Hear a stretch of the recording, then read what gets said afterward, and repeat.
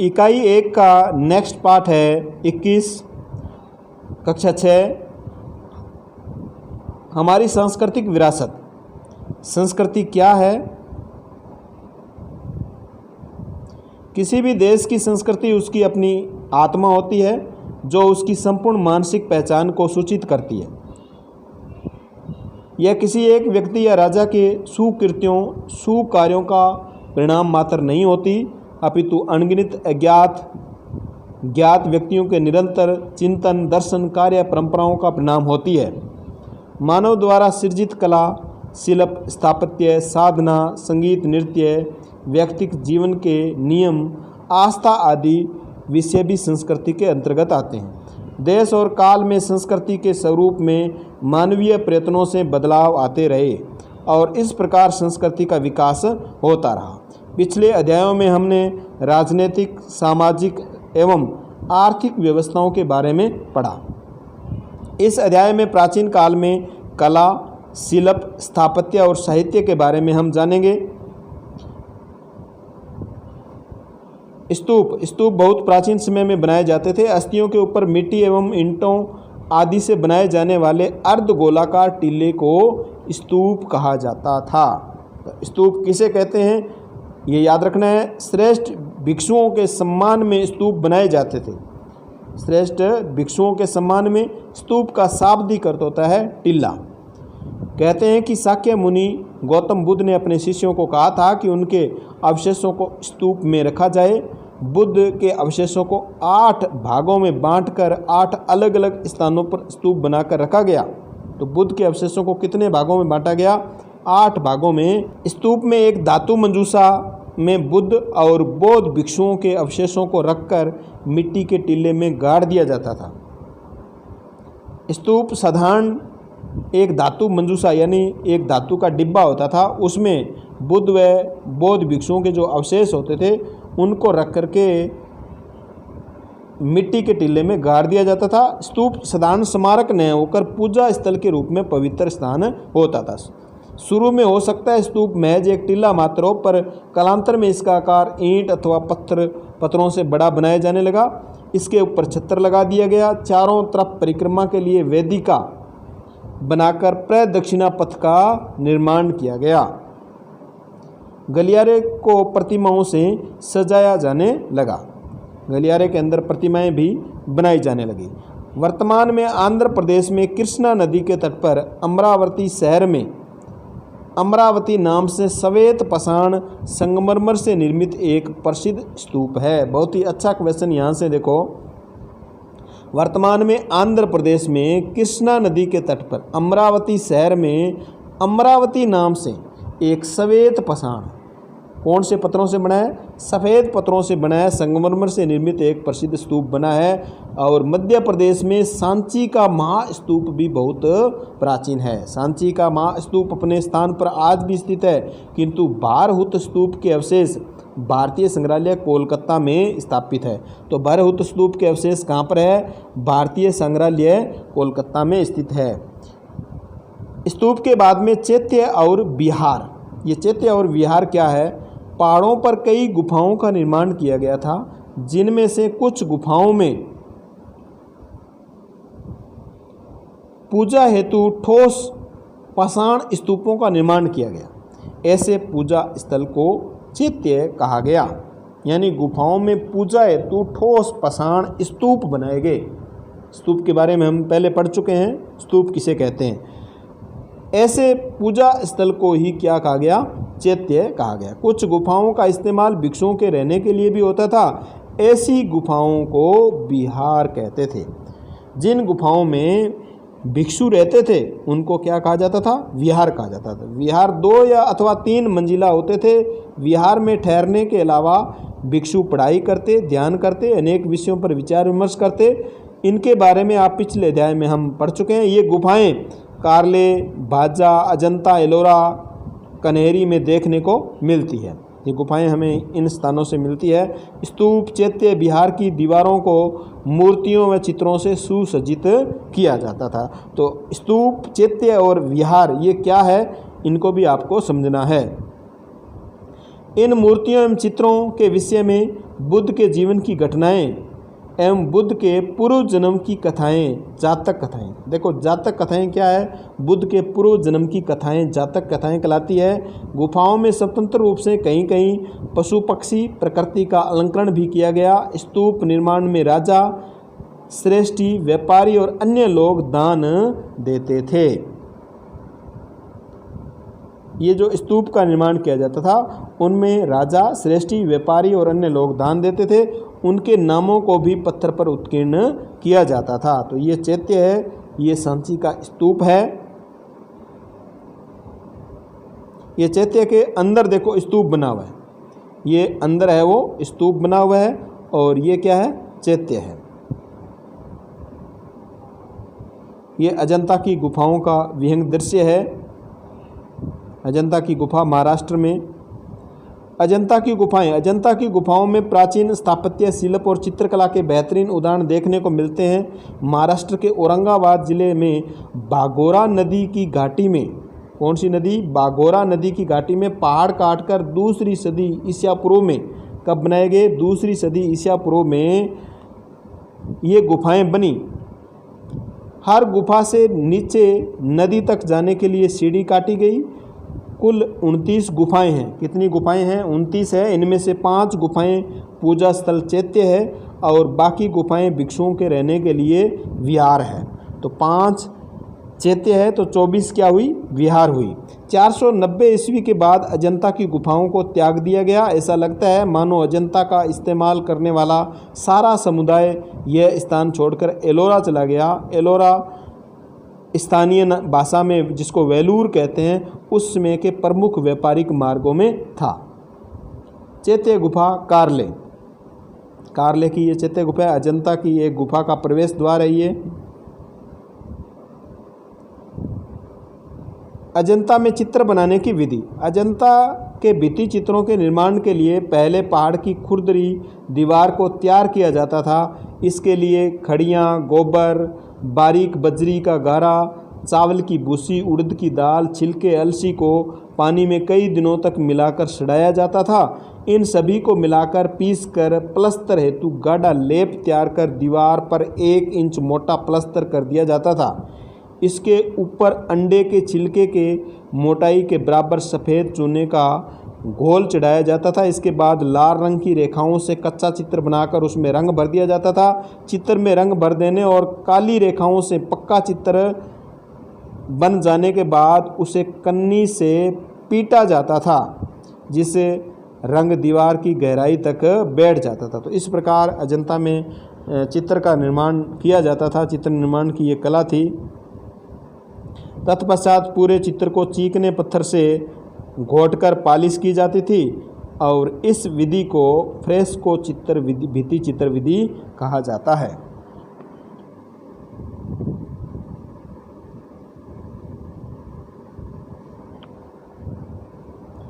अजंता की गुफाओं में बने चित्र दुनिया भर में प्रसिद्ध है। यहाँ की चित्र परंपरा ने पूर्वी एशिया में जावा, सुमात्रा, मलेशिया, श्रीलंका, चीन आदि की चित्र परंपरा को बहुत प्रभावित किया। अजंता की गुफाओं में बने चित्र दुनिया भर में प्रसिद्ध है और इन चित्रों ने जावा, सुमात्रा, मलेशिया, श्रीलंका, चीन आदि चित्र परंपरा को बहुत प्रभावित किया। अजंता गुफाओं के भीतर चैत्यों में निर्मित स्तूपों पर बुद्ध के चित्रों और बुद्ध के समय की अनेक कथाओं को चित्रित किया गया है। इनके साथ बच्चे रिक्त स्थानों को पुष्पीय अलंकरण अथवा पशु पक्षियों को की आकृतियों से भी सजाया गया है।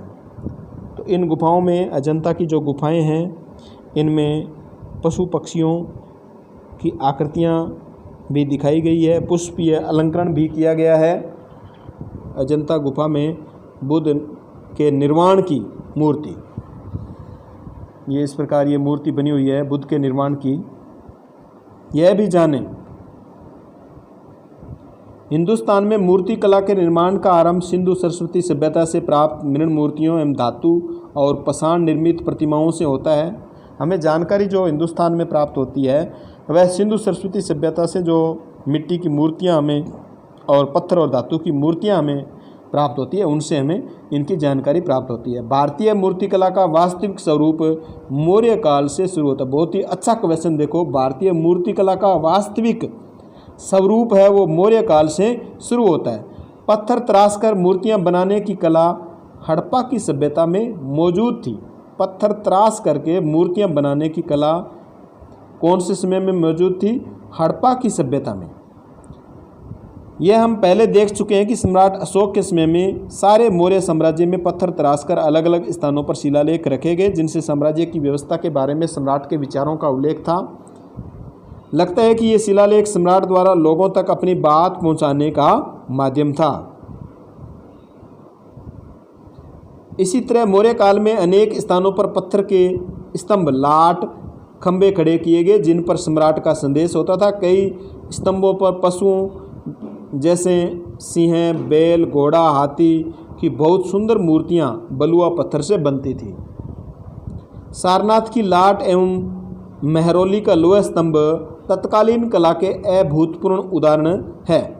सारनाथ की लाट और मेहरौली का लोह स्तंभ ये उस समय के महत्वपूर्ण उदाहरण हैं। सारनाथ से जो अशोक स्तंभ मिला उसके शीर्ष पर 4 सिंह पीठ सटाए हुए बैठे, 4 शेर है वो इस पर बैठे हुए हैं। उसके शीर्ष भाग पर उत्कीर्ण सिंह इतने आकर्षक और सुंदर है कि उसे भारत के राष्ट्रीय चिन्ह के रूप में स्वीकार किया गया है। इस स्तंभ के सिरे पर 4 शेर 4 दिशाओं की ओर मुँह किए हुए बैठे हैं। राष्ट्र की शक्ति व शौर्य के प्रतीक ये डाक टिकट है और ये मूर्तियां हैं बुद्ध की। ये अशोक स्तंभ है जिसमें 4 शेर है। इनके नीचे गोलाकार चौकी है, उस पर उभारदार चक्कर बना हुआ है। बैल, घोड़ा, हाथी, शेर की आकृतियां बनी हुई है। ये भी याद रखना है, जो अशोक स्तंभ है उसके नीचे जो गोलाकार चौकी है उसमें क्या क्या है? चक्कर, बैल, घोड़ा, हाथी, शेर की आकृतियां बनाई गई है। अशोक स्तंभ का यह शीर्ष दुनिया की मूर्तिकला में अपना विशिष्ट स्थान रखता है। स्तंभों और मूर्तियों पर ओपदार पालिश की गई थी। इसी प्रकार इस काल में स्वतंत्र मूर्तियां भी बनी है। उनमें पाटलिपुत्र के समीप दीदारगंज चंवरधारिणी स्त्री की मूर्ति दीदारगंज से, पटना व प्रखम से प्राप्त यक्ष की मूर्ति, लोहानुपुर से प्राप्त मानव धड़ मौर्यकालीन शिल्पकला वैभव आदि के प्रमुख उदाहरण। तो ये आपको याद रखनी है। कुषाण काल में सर्वप्रथम बुद्ध की मानव रूप से मूर्तियां बनी हुई मिली, जो भारतीय कला को इस युग की सर्वोत्तम देन है। तो बुद्ध की सर्वप्रथम मानव रूप से निर्मित मूर्तियां किस काल से प्राप्त होती है? कुषाण काल में। इस काल की कला के गांधार व मथुरा मुख्य केंद्र थे। गांधार मथुरा में बौद्ध तथा हिंदू देवी देवताओं, जैन तीर्थंकरों, शिव के 2 रूप, एक लिंग व दूसरा मानव रूप के साथ साथ कृष्ण, बलराम, कार्तिकेय, इंद्र, सूर्य, लक्ष्मी, सरस्वती आदि की मूर्तियां देखने को मिलती है। यहाँ यक्ष यक्षिणी की मूर्तियां भी बनी है गांधार और मथुरा में। गांधार मूर्तिकला के शिल्पकार यूनानी थे। देखो याद रखना है, ये कौन थे? यूनानी थे, लेकिन उनकी कला का आधार भारतीय विषय थे। गांधार मूर्तिकला में बुद्ध की मूर्तियों के सिर पर घुंघराले जूड़े में बंधे हुए बाल और प्रभामंडल को उकेरा गया है। इन मूर्तियों में गांधार मूर्तिकला में इन मूर्तियों में वस्त्रों में पारदर्शिता एवं सजावटों का यथार्थ प्रभाव आया है। गुप्त काल में चित्रकला, मूर्तिकला, मंदिर निर्माण कला के अनेक प्रमाणिक शास्त्रों की रचना हुई। इस काल की मूर्तिकला भारतीय तत्वों से ओतप्रोत थी। इस प्रकार 3 प्रमुख धर्मों हिंदू, बौद्ध और जैन धर्म की अनेक मूर्तियां गुप्त काल में बनाई गई। इस काल में बनी मूर्तियों में हिंदू धर्म से संबंधित शेषनाग शैया पर विश्राम करते हुए विष्णु, देवगढ़ मंदिर झांसी उत्तर प्रदेश में शेषनाग पर शैया पर विश्राम करते हुए विष्णु को दिखाया गया है।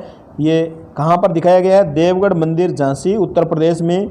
शिव पार्वती त्रिमूर्ति आदि प्रमुख है। सारनाथ स्थित धर्मचक्र परिवर्तन की मुद्रा में पद्मासन बुद्ध की प्रतिमा तथा अनेक जैन तीर्थंकरों की प्रतिमाएं इस काल में निर्मित हुई। कौन से काल में?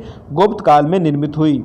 भारतीय कला को इतिहास में इस काल को स्वर्ण युग के नाम से जाना जाता है। कौन से काल को? गुप्त काल को स्वर्ण युग के नाम से जाना जाता है। नेक्स्ट है साहित्य। कहानी, काव्य आदि साहित्य में गिने जाते हैं। वैदिक साहित्य के बारे में हम पहले ही जान चुके हैं। इन्हें पढ़ा नहीं जाता बल्कि इन्हें बोला और सुना जाता था। इसी रूप में नई पीढ़ी को स्थानांतरित किया जाता था। इनको सही उच्चारण के साथ अगली पीढ़ी को संप्रेषित किया जाता था। साहित्य लिखने का प्रारंभ 4वीं सदी ईस्वी से शुरू होता है। साहित्य लिखना कब से प्रारंभ होता है? 4वीं सदी ईस्वी से शुरू होता है। प्राचीन भारत का साहित्य कई तरह का था। कुछ धर्म से संबंधित था जैसा कि वैदिक साहित्य, कुछ में धर्म को लेकर कहानियाँ थी जैसे कि जातक कथाएं, जिनके बारे में पहले हम जान चुके हैं। ये बुद्ध के पूर्व जन्म की कथाएं हैं, जातक कथाएं। अनेक काव्य और कथाएं धर्म के अलावा भी थी जो पुरानी यादों को ताज़ा करती थी।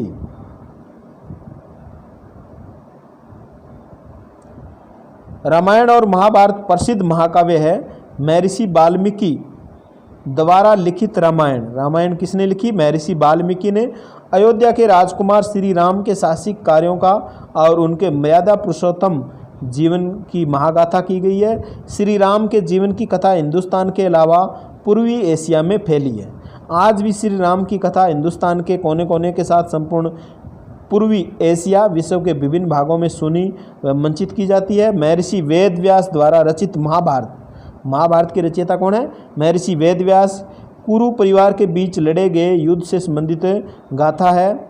महाभारत में ही कुरुक्षेत्र के युद्ध मैदान में श्री कृष्ण द्वारा अर्जुन को दिए गए महान संदेश जो आज भी प्रासंगिक है, भागवत गीता में संग्रहित किया गया है। श्री कृष्ण द्वारा अर्जुन को दिया गया जो संदेश है वो किस में संग्रहित किया गया है? भागवत गीता में। दक्षिण के मदुरै शहर में, दक्षिण का कौन सा शहर है? मदुरै शहर में तमिल भाषा के साहित्य को संगम साहित्य कहा जाता है। यह साहित्य आज भी जीवंत है। संस्कृत में गुप्त काल में कवि कालिदास ने अनेक काव्यों की रचना की। उनके नाटक जैसे अभिज्ञान शकुंतलम आज भी खेले जाते हैं। कालिदास ने अपने काव्यों में संस्कृत व प्राकृत दोनों भाषाओं का इस्तेमाल, ये बहुत ही अच्छा क्वेश्चन यहाँ से, दोनों भाषाओं का प्रयोग किया। कालिदास ने अपने काव्यों में संस्कृत और प्राकृत दोनों भाषाओं का प्रयोग किया। उस वर्ग के शिक्षित पात्र संस्कृत बोलते थे व बाकी प्राकृत भाषा बोलते थे। इससे इतिहासकार यह निष्कर्ष निकालते हैं कि अब तक भारत में गैर संस्कृत प्राकृत भाषाओं का काफ़ी प्रचार हो गया था। कालांतर में इन्हीं प्राकृत भाषाओं से हमारी वर्तमान भाषाएं उत्पन्न हुई। भरत का नाट्यशास्त्र इस काल की प्रमुख रचना है। भरत का नाट्यशास्त्र जो नाट्य, नर्तन, अभिनय, संगीत आदि कलाओं की जानकारी देता है। इसी काल में विष्णु धर्मोत्तर पुराण जैसे बहुउपयोगी ग्रंथ की रचना हुई। प्राचीन काल के प्रमुख साहित्यकार व उनकी रचनाएं: विष्णु शर्मा पंचतंत्र, कालिदास अभिज्ञान शकुंतलम, मेघदूत, ऋतु संहार, कुंभार संभव। शूद्रक की रचना है मृच्छकटिकम, शूद्रक की रचना मृच्छकटिकम। अमर सिंह, अमरकोश, सम्राट हर्ष के 3 ग्रंथ है, रत्नावली, नागानंद और प्रियदर्शिका। बाण भट्ट हर्षचरित, इलंगो आदिगल, शिल्पाधिकारम तमिल भाषा में, शीतले सितनार, मणिमेखलई तमिल भाषा में। तो ये ग्रंथों की जो सूची है उसको अच्छी तरह से याद कर लें। विज्ञान और तकनीकी के क्षेत्र में भारत का प्राचीन साहित्य अत्यंत उन्नत था। आयुर्वेद का ग्रंथ चरक ने लिखा। आयुर्वेद का ग्रंथ किसने लिखा? चरक ने लिखा, जो महान चिकित्सक था। इसमें दवाओं और बीमारी के इलाज के बारे में वर्णन है। इसी तरह सुश्रुत संहिता में शल्य चिकित्सा से संबंधित जानकारी संग्रहित है। सुश्रुत संहिता, शल्य चिकित्सा। 8वीं सदी में सुश्रुत संहिता को अरबी में अनुदित किया गया। 8वीं शताब्दी में सुश्रुत संहिता जो शल्य चिकित्सा से संबंधित ग्रंथ है उसे अरबी भाषा में अनुवादित किया गया। इस तरह से हिंदुस्तान में पनपा चिकित्सा संबंधी ज्ञान अरब प्रदेशों में भी पहुंचा और अरबों के माध्यम से यूरोप में पहुंचा।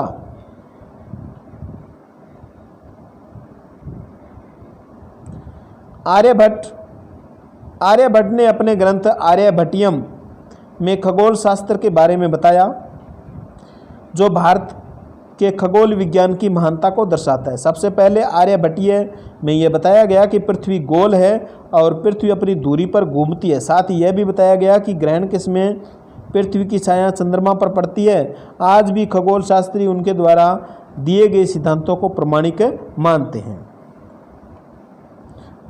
बौद्ध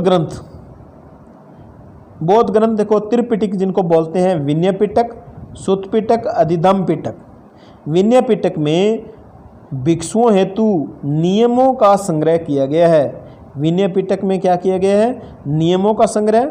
सुत्त पिटक में बुद्ध की शिक्षाएं संकलित है। अधिधम्म पिटक में संसारिक ज्ञान के विषय में बताया गया है। नेक्स्ट है शब्दावली, प्रदक्षिणापथ, परिक्रमा लगाने का रास्ता, बौद्ध भिक्षु, बौद्ध संत, अनुदित, अनुवाद किया। धन्यवाद।